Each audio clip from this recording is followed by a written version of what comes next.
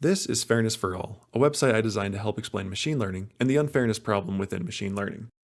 Machine learning is a broad, complicated, and ever-growing subject. On top of that initial conceptual difficulty, how machine learning can produce unfair predictions or results is an additional layer of complexity. This website, Fairness for All, seeks to clarify how machine learning can be unfair with various explanatory texts targeted towards a wide audience, useful links to more information, tooltips for metrics, math, and other terms that could be confusing or otherwise unclear, and the main attraction, an interactive tool to explore some machine learning methods, both learning and embedding methods, and how the predictions produced from those methods would have affected people if those models were used in real life. The training cycle of Fairness for All allows users to train their own models for tasks that would have a real-world impact on people's lives, such as loan default and recidivism prediction.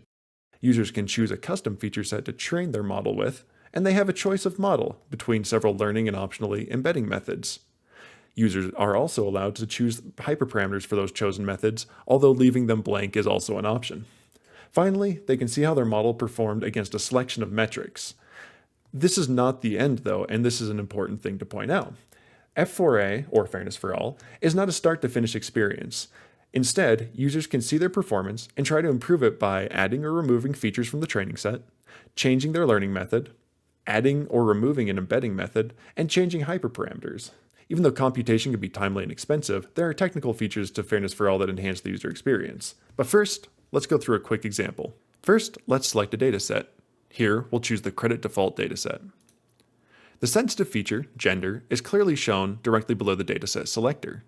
Users now have the option to choose as many or as few features as they would like to use in their future analysis, provided that they choose at least one. Each of the fields is described in the header, from feature name, distance, and distribution. For this example, we'll choose all of the features. Next, we choose a learning method. At this point, we'll choose logistic regression. We now have the option of selecting an embedding method or providing a hyperparameter for logistic regression to use. The hyperparameter is also described with a tooltip. For now, we'll leave that blank and submit the run. Here, Fairness for All spits out several different metrics: accuracy, statistical disparity, and if this model approximately satisfies equalized odds.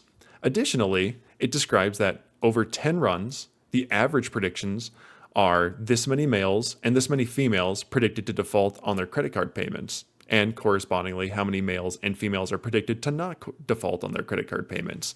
Here, the percentages of each of those are provided as well. This is to help provide the user with useful information as to how their model performed on this particular problem. The hope is that the user will then see these results and reiterate again. In this case, say choosing geometric fair representation and trying the model once more. What are the technical aspects of Fairness for All? Speed is an important aspect of Fairness for All, since few will take a long time out of their day to learn about abstract concepts like machine learning or bias within machine learning. To speed the website up and encourage iteration and experimentation, the website has to be fast. Fairness for All uses a Postgre database on the backend to store previous results.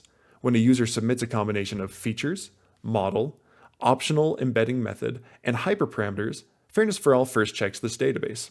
If that combination has occurred before, then the database immediately returns the results of the previous run. This is possible because the 10 training and testing splits are constant per dataset in Fairness for All, allowing direct and easy comparison between different methods and hyperparameter configurations. If the combination that the user chose does not exist, the result is calculated and stored for future use. This makes it easy for a server owner of Fairness for All to run and store many results before opening the application to the public, making it run much faster. Pre-calculated results could be simply default values, a comprehensive grid search, some heuristic for common values, or anything else that the server owner would choose. In conclusion, I hope this video has encouraged you to try or contribute to Fairness for All for yourself, and my hope is that Fairness for All will help explain the fairness problem in machine learning to a much larger audience.